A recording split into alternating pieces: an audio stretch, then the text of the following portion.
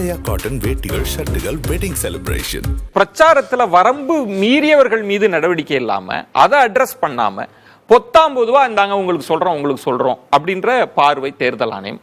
குறிப்பா காங்கிரஸ் அவங்க பிரச்சாரத்தை கையமுறுக்கிற மாதிரி இதெல்லாம் பேசாதுன்னு சொல்வது சரியா? இதுக்கு பின்னணியில் பாஜகன்றாங்களே.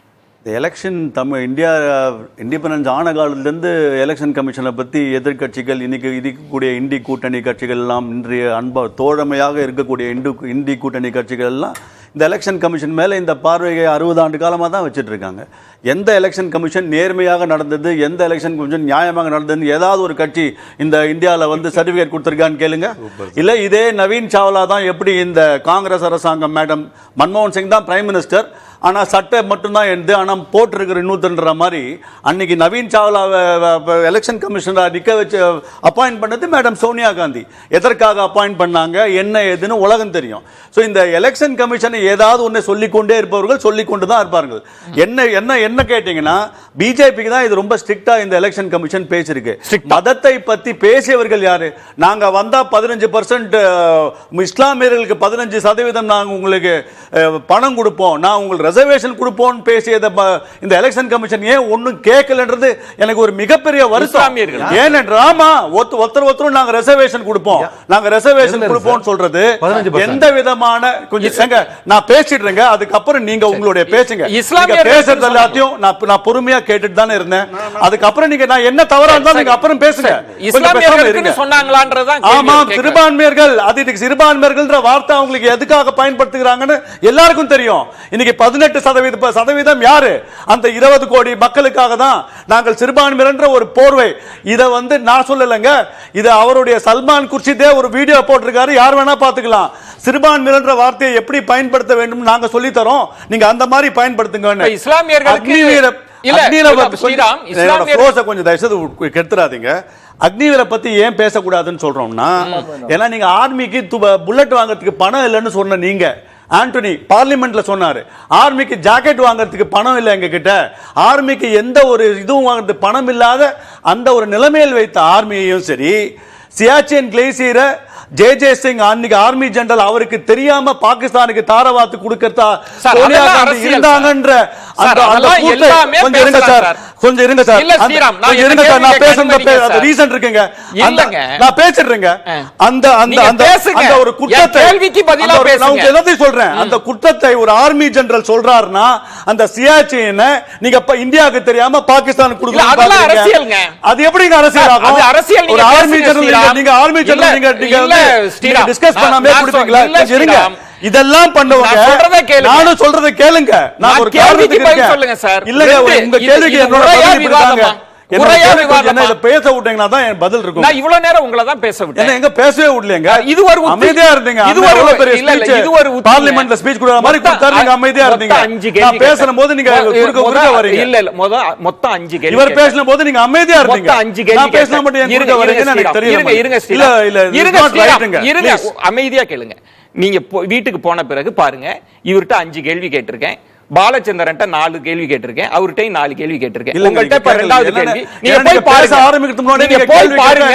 இல்ல, நீங்க நான் ஒரு 4 வார்த்தை என்ன பேச விடுங்க, அதுக்கு அப்புறம் நீங்க கேளுங்க. இல்லங்க, நீங்க போய் டிவியை நிதானமா சரிங்க. இப்ப நான் பேசலாமா வேண்டாமா? இருக்கிறதே 40 நிமிஷம். கேள்வி கேட்டறேன், கேள்விக்கு பதில் சரி சொல்லுங்க. அதுக்கு அப்புறமா நீங்க நிறுத்துவீங்களா நான் பேசுற வரைக்கும்? என் கேள்விக்கு பதில் சொன்னீங்கன்னா குறுக்கிட மாட்டேன். சொல்லுங்க. வெளியில போனீங்கன்னா குறுக்கிடுவேன். சொல்லுங்க. நான் டிசைட் பண்ணாதீங்க, நான் வெளியில போறேனா இல்லையான்றது. கேட்காம நீங்க எப்படி டிசைட் பண்ணுவீங்க நான் வெளியில போறேன்னு? அதுதான் எம் பாயிண்ட் சார். இப்ப பாருங்க, இதுலயும் உணர்ச்சி வசப்படுறீங்க. நான் உணர்ச்சி வசலாம் படலங்க. நீங்க ஒரு அஜெண்டாவோட என்கிட்ட கேக்குறீங்க, கேளுங்க கேள்வி. இது இன்னொரு உத்தி, சிறப்பு, ரசிக்கிறேன். இப்ப என்னுடைய கேள்வி, இன்னொரு கேள்வி சார். இதெல்லாம் என்ன சார் ஸ்ரீராம் சார்? டிபேட்டா கேளுங்க, ஜாலியா கேளுங்க. நான் ஜாலியா இல்ல, நீங்க ஜாலியா பேசுங்க, அதுதான் முக்கியம். என்ன கேள்வினா, இதுவரைக்கும் விவாதத்துல என்னன்னா, ஏன் பிரதமர் பெயரை பயன்படுத்தல, ராகுல் பெயரை அதுக்காக தான் இவ்வளவு நேரம் உங்கள்ட்ட உங்களுக்கு பேர் பயன்படுத்தல பிரச்சனை இல்ல.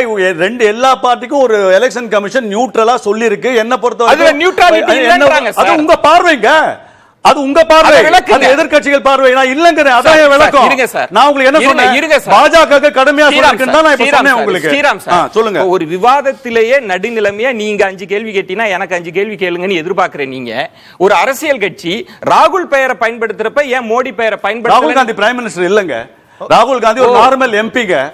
அவர் கட்சி நீங்க தலைவரும் இல்லங்க. புது constitution அவர் கட்சி கொண்டு தலைவரும் இல்ல. கட்சி தலைவர் புது கார்கே பேருக்கு constitution கொண்டு போட்டுருக்கீங்க. வரீங்க. இங்க தான் உங்க பிரச்சனையே. புது நீங்க constitution. உங்க ராகுல் காந்திக்கு எல்லா முக்கியத்துவம் கொடுக்கணும்னு சொல்லுவீங்க. ஆனா அவர் பதவி மேல ஆசைப்பட மாட்டாரு. அவர் ஒரு சாதாரண மனுஷன். ஏன் இந்த போலி? இல்ல இதுல கார்கே அவர் இதுல பார்ட்டி இதுல பிரசிடென்ட் இருக்கு ஸ்ரீராம், சொல்லுங்க. ஸ்ரீராம். அவர் பேரை போடுவாங்க. இல்ல, இல்ல. மல்லிகார்ஜுன இல்ல, கார்கே ஐயோ, நீங்க தப்பா புரிஞ்சுக்கிட்டீங்க. ராகுல் காந்தின்னு போடுவாங்க. இல்ல, இல்ல, தப்பா ராகுல் புரிஞ்சுக்கிட்டீங்க. காந்தி பேரை நீங்க நினைக்கிற போதெல்லாம் இல்ல, நீங்க ஸ்ரீராம், தேர்தல் யூஸ் ஸ்ரீராம், பண்றது என்ன இல்ல, அர்த்தம்? இல்ல, நீங்க அது குழந்தைத்தனமான இல்ல, விஷயம். இல்ல, ஸ்ரீராம், நீங்க உணர்ச்சி வசப்பட்டதுனால நான் இந்த உணர்ச்சி கேள்வியை வசப்பட்டது என்ன கேள்வினா- நிஜமாவே சொல்றேன். இல்ல சார், ராகுல் காந்தி ஒரு இல்ல, நீங்க normal- அனுமதிக்கவே மாட்டீங்க ஸ்ரீராம். நான் என்ன கேள்வினா, கார்கேக்கு அட்ரஸ் பண்ணதோ நட்டாவுக்கு அட்ரஸ் பண்ணதோ பிரச்சனை இல்ல. ஆமா. அந்த 10 வழிகாட்டு நெறிமுறைகள்ல ராகுல் இப்படி பேசக்கூடாதுன்னு சொல்லியிருக்காங்க.